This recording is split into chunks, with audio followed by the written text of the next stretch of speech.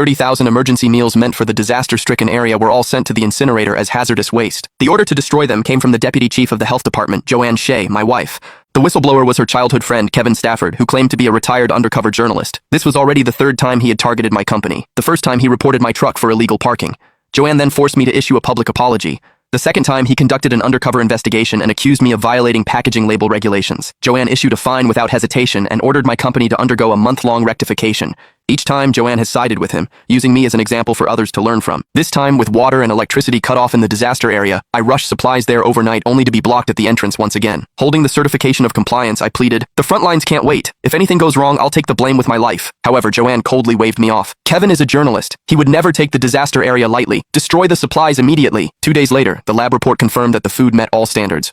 However, the emergency rations had already been destroyed, and the poisoned meals for disaster relief scandal had spread like wildfire online. The company faced a widespread online boycott and major clients terminated their contracts overnight. Joanne looked at the lab report. She felt guilty but still kept her arrogance. I guess Kevin misjudged the situation, but he meant well. I found it all hilarious and slipped off my wedding ring. "I've given you 3 chances. Let's get a divorce." I took my ring and casually tossed it onto the table. Joanne furrowed her brow and stared blankly for several seconds before adopting an exasperated expression.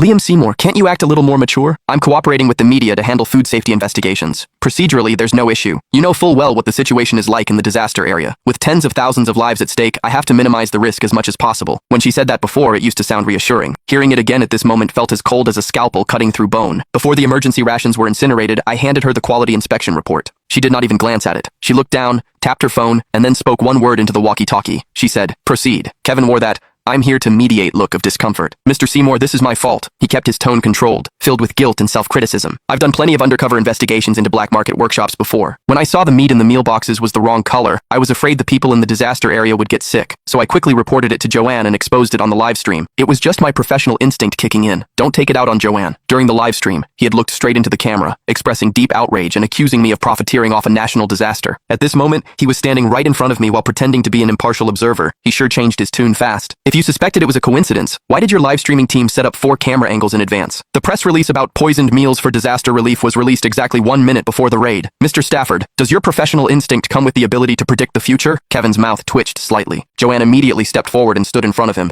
"Liam, don't go too far. The media just happened to capture it while covering the relief efforts. Kevin is a journalist who's serving the people. Do you really have to assume everyone is so sinister?" She spread her arms to shield him.